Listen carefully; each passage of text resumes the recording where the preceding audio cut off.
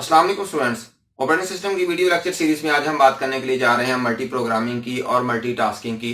सबसे पहले हम मल्टी प्रोग्रामिंग को देखेंगे, उसके बाद मल्टीटास्किंग को देखेंगे। डेफिनेटली इनका जो डिफरेंसेस है उन्हें देखेंगे और एंड पे हम एक कंपैरेटिव एनालिसिस करके देखेंगे कि भाई इनमें से कौन सी बेहतर है, कौन सी पहले आई है और कौन सी जो है वो लेटर ऑन जो है वो इंट्रोड्यूस करवाई गई है। तो सबसे पहले अगर हम मल्टी प्रोग्रामिंग की बात करें ना, तो मल्टी प्रोग्रामिंग को समझने के लिए हमें थोड़ा सा बैकग्राउंड जो है वो समझना पड़ेगा। जो हमने फर्स्ट लेक्चर से एक जो हम लेके स्टेप बाय स्टेप जो है हम चला रहे हैं कि सबसे पहले जो है वो हमारे पास पंच कार्ड से पंच कार्ड्स के ऊपर जो है वो डाटा लिख के तो कंप्यूटर के अंदर डाल दिया जाता था। उसके ऊपर ही डाटा और यूजर प्रोग्राम्स होते थे। कंप्यूटर जो है वो उसे एग्जीक्यूट करता था और आउटपुट जो है वो भी पंच कार्ड्स की सूरत में जो है वो दिखा देता था। बहुत ही लिमिटेड मेमोरी होती थी, यूजर प्रोग्राम्स भी उसमें होते थे और उसका एक खास हिस्सा जो होता था मेमोरी का, वो ऑपरेटिंग सिस्टम जो है वो ऑक्यूपाई करके रखता था। अच्छा, इसके बाद जो नेक्स्ट जो है वो बेहतरी वो क्या आई, बैच प्रोसेसिंग की सूरत में आई। बैच जो डिफरेंट जॉब्स थी, जो सिमिलर जॉब्स थी ना, उन्हें डिफरेंट बैचेस में डिवाइड कर दिया गया। यानी कि अगर 5 सिमिलर जॉब्स है ना, 20 जॉब्स टोटल हैं, उनमें से 5 सिमिलर को का फर्स्ट बैच बना दिया गया। अगर 7 और सिमिलर हैं, उन 7 का एक बैच बना दिया गया। उसके बाद 4 का एक बैच बना दिया गया और 4 का ही एक बैच बना दिया गया। इस तरह से जो जितने सिमिलर जॉब्स होती थी उन्हें उन डिवाइड करके डिफरेंट बैचेस में जो है वो डिवाइड कर दिया गया, जिसका फायदा ये हुआ कि कंप्यूटर को जो है वो प्रोसेस करना आसान हो गया, क्योंकि डिफरेंट जो बैचेस थे उनमें जॉब्स तो सिमिलर थी, तो सिमिलर रिक्वायरमेंट्स रखती थी। जो रिक्वायरमेंट एक दफा सीपीयू पूरी कर लेता था तो वो बाकी जॉब्स में भी वही काम आ जाता था। तो इस तरह से बैचेस में काफी बेहतरी लाई गई। लेकिन यहाँ पे तक एक ड्रॉबैक अभी तक यही था कि आईओ डिवाइसेस जो थी वो डायरेक्टली इंटरेक्ट किसके साथ कर रही थी, सीपीयू के साथ। अब सीपीयू आइडल है जब तक सीपीयू बिजी नहीं हो सकता था, सीपीयू फारिग बैठा रहता था, वेट करता रहता था जब तक कि आईओ जो है वो अपना जो काम कंप्लीट ना कर ले, और फिर उसके पास सीपीयू के पास डाटा आता था, आईओ आईओ से डाटा आता था और वो उसे प्रोसेस करता था। तो जाहिर सी बात है इसमें काफी सारा टाइम जो है वो कंज्यूम होता था। तो इसके बाद जो मजीद इसमें जो है वो बेहतरी इस तरह से आई कि स्पूलिंग का कंसेप्ट लाया गया। स्पूलिंग के कंसेप्ट में भाई सेकेंडरी मेमोरी जो थी वो आ गई और डायरेक्ट इंटरेक्शन आईओ का और जो आपका सीपीयू है उसे खत्म किया गया। और खत्म करने के बाद जो भी डाटा आईओ देती थी वो मेन मेमोरी से होता हुआ कहां पे चला जाता था, सेकेंडरी मेमोरी में। तो सीपीयू जब रिक्वायर करता था तो मेन मेमोरी में डाटा सेकेंडरी मेमोरी में से उठा के मेन मेमोरी में लाया जाता था और वहां से सीपीयू जो है वो उसे इस्तेमाल करता था। डेफिनेटली इसमें काफी सारी बेहतरी इस तरह से आई कि अब सीपीयू को डाटा आईओ से नहीं लेना पड़ता था, बल्कि जो सेमीकंडक्टर मेमोरी है वहां से वो डाटा को उठा लेता था और सीपीयू की स्पीड काफी बेहतर हो गई। अच्छा, अब यहाँ पे जो हमारे पास स्पूलिंग में जो प्रॉब्लम जो है वो यहाँ पे ये थी कि भाई एक ही जो आपका प्रोग्राम है वो ही मेमोरी में आ सकता था और वो तब तक एग्जीक्यूट होता रहता था जब तक कि वो कंप्लीट ना हो जाए। अगर फॉर एग्जांपल उस प्रोसेस को जरूरत पड़ गई है दरमियान में आईओ की इनपुट लेने की, तो वो इनपुट लेने के लिए चला जाता था और सीपीयू जो है वो फिर फारिग बैठ जाता था कि भाई कब वो उसका इनपुट आए उसके पास और कब वो उसे एग्जीक्यूट करे। तो फॉर एग्जांपल उस एक जॉब को ही अगर एग्जीक्यूट करने में 5 घंटे लग गए हैं तो अगली जॉब जो है डेफिनेटली जो प्रोसेस 2 होता था या जॉब 2 होती है उसे 5 घंटे इंतजार करना पड़ता था एग्जीक्यूट करने के लिए। अब हम आते हैं अपने कंसेप्ट की तरफ। अब हमने बैकग्राउंड देख लिया है, अब मल्टी प्रोग्रामिंग जो है वो कंसेप्ट आया किसके बाद, स्पूलिंग के बाद, कि भाई बजाय एक ही प्रोग्राम को मेमोरी में लाने के ज्यादा प्रोग्राम्स को मेमोरी में लेके आया जाए, ताकि अगर सीपीयू जो है वो किसी एक प्रोग्राम को एग्जीक्यूट करना शुरू करता है, प्रोसेस को या जॉब को एग्जीक्यूट करना शुरू करता है, तो दरमियान में फॉर एग्जांपल उस जॉब या प्रोसेस को अगर आईओ लेने की जरूरत पड़ जाती है, उसने इनपुट आउटपुट लेनी है किसी से या देना है किसी को, तो फिर सीपीयू जो है वो आइडल ना हो, वो फारिग ना बैठे, बल्कि उसी मेमोरी में, क्योंकि ज्यादा प्रोग्राम प्रोसेस जो है वो होंगे, तो किसी दूसरे प्रोसेस को उठा के उसे एग्जीक्यूट करना शुरू कर देगा। अब फॉर एग्जांपल प्रोसेस 2 को भी आईओ की जरूरत पड़ गई, वो भी किसी से इनपुट लेने के लिए चला गया, तो सीपीयू क्या करता था, प्रोसेस 3 को पकड़ लेता था। अब इससे हुआ ये कि कोई भी जो सीपीयू है सॉरी, वो फारिग नहीं बैठता था, वो आइडल नहीं होता था। वो जब भी कोई प्रोसेस जो है वो बिजी होता था तो सीपीयू दूसरे प्रोसेस को, क्योंकि एक वक्त में मेमोरी के अंदर एक से ज्यादा ऐसे प्रोसेस जो है वो रिजाइड किए जाते हैं, वो रखे जाते हैं जो कि एग्जीक्यूट होने के काबिल होते हैं, और इसी तरह से सीपीयू जो है वो 1 बाय 1 उन तमाम प्रोसेसेस को एग्जीक्यूट कर देता है। और इसके बाद हम एक और चीज को देखेंगे कि भाई मल्टी प्रोग्रामिंग का जो कंसेप्ट है आपने इसे मल्टी प्रोसेसिंग के साथ कंफ्यूज नहीं करना। ये एक बहुत ही इंपॉर्टेंट जो बात है इसके मुतालिक कि मल्टी प्रोग्रामिंग आपने याद रखना है, ये डिसीव करती है, ये धोखा देता है। ये वाला जो वर्ड है ना मल्टी प्रोग्रामिंग और मल्टी प्रोसेसिंग, ये मल्टी प्रोसेसिंग जो है वो होती है भाई कि जिसमें एक सिस्टम में एक से ज्यादा प्रोसेसर्स लगे हुए हों, उससे कहा जाता है मल्टी प्रोसेसिंग। यानी कि एक वक्त में एक से ज्यादा जो है वो प्रोग्राम जो है वो एग्जीक्यूट कर सकता है सीपीयू। अच्छा, अब मल्टी प्रोग्रामिंग जो है इसमें ये इल्यूजन है, ये धोखा है। हम ये कह देते हैं कि मल्टी प्रोग्रामिंग का कंसेप्ट ये कहता है कि भाई एक वक्त में एक से ज्यादा प्रोग्राम जो है वो एग्जीक्यूट हो रहे होते हैं। असल में ऐसा होता नहीं है मल्टी प्रोग्रामिंग में, ऐसा मल्टी प्रोसेसिंग में होता है कि एक वक्त में साइमल्टेनियसली 4 या 5 प्रोसेसर लगे हुए हैं कंप्यूटर के अंदर।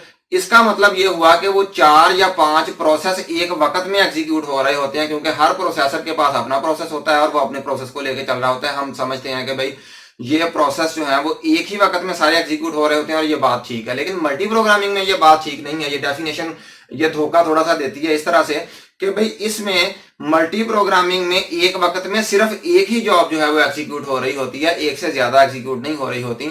वो इस तरह से कि सीपीयू जो है वो पहले एक प्रोसेस को पकड़ लिया, एक प्रोसेस को पकड़ा तो उसे एग्जीक्यूट करना शुरू कर दिया। अब वो जब उसे आईओ की जरूरत पड़ी उसने सेकंड प्रोसेस को पकड़ लिया, फिर थर्ड को पकड़ लिया, फिर फोर्थ को पकड़ लिया और तब तक उनमें वो शफलिंग करता रहता है जब तक वो सारे के सारे एग्जीक्यूट ना हो। जब वो एग्जीक्यूट हो जाते थे तो नए प्रोसेस जो है वो मेमोरी में लोड कर लिए जाते थे।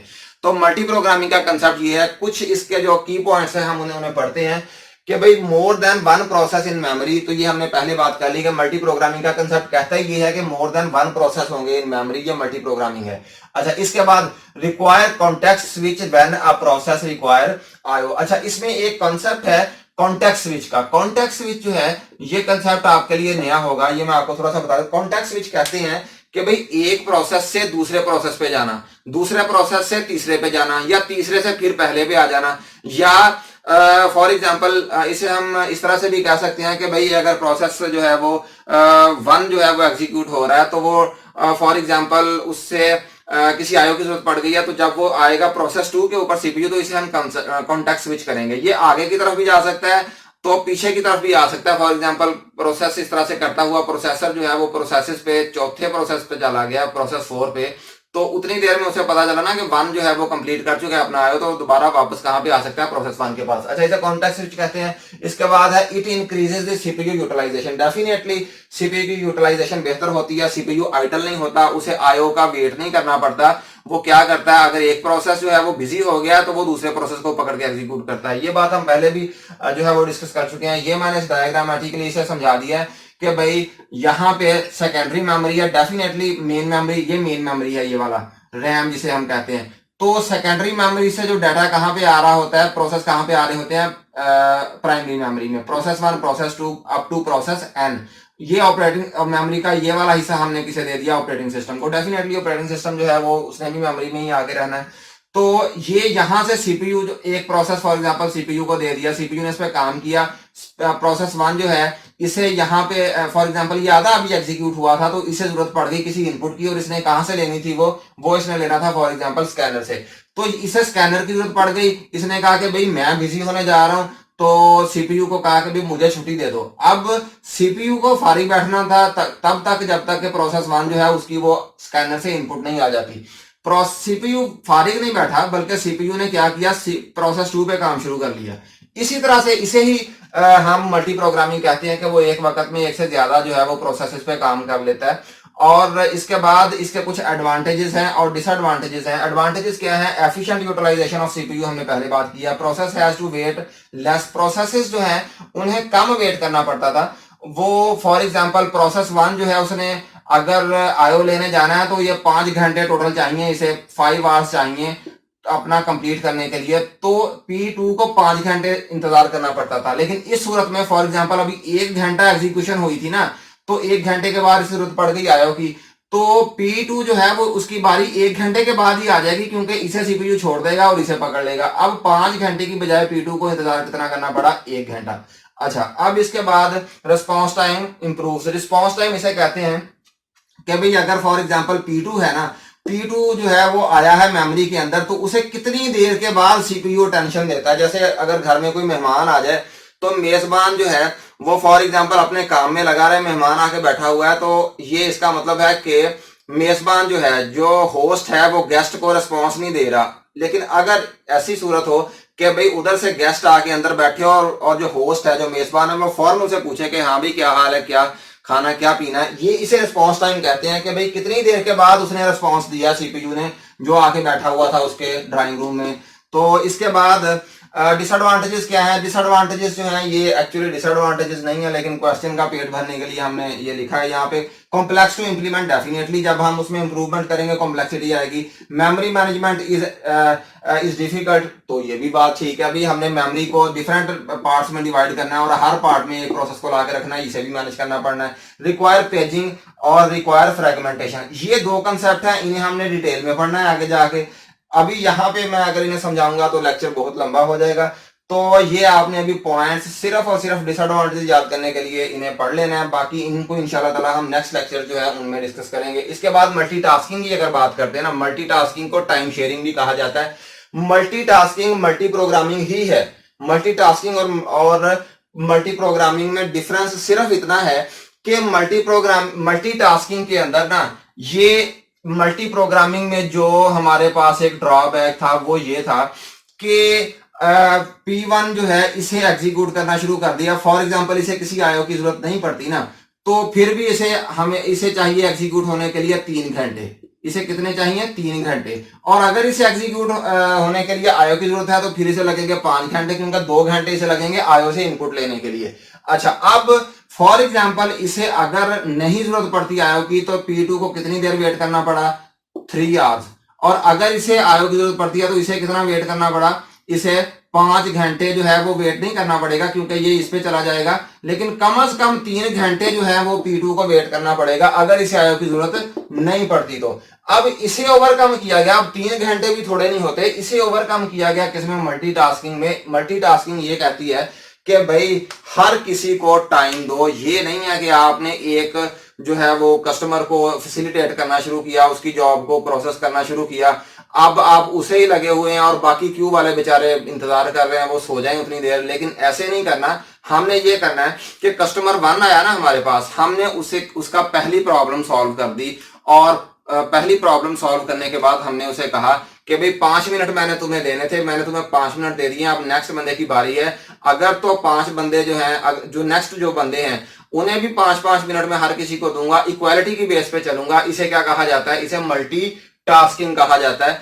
कि भाई जितने भी प्रोसेसेस हैं, फॉर एग्जांपल सीपीयू ने यहां से एग्जीक्यूट करना शुरू किया, इसने कहा कि भाई मैंने 5 सेकंड देने P1 को, जितना एग्जीक्यूट हो गया, जो रह गया वो नेक्स्ट दोबारा अगली टर्न में करूंगा। अच्छा, अब नेक्स्ट फिर वो किसके पास चला गया? P2 के पास 5 सेकंड इसे दे दिए, P3 के पास 5 सेकंड इसे दे दिए, अप टू Pn 5 सेकंड इसे दे दिए, और फिर वो वापस आ गया किसके पास? P1 के पास। फिर इससे जितना एग्जीक्यूट हुआ था वहां से दोबारा वहां से उससे आगे से एग्जीक्यूट करना शुरू कर दिया, फिर 5 सेकंड दे दिए। इस तरह से वो लेके चलेगा। अब ये टाइम जो है, एक बहुत इंपॉर्टेंट टर्म है यहाँ पे, क्वांटम की टर्म।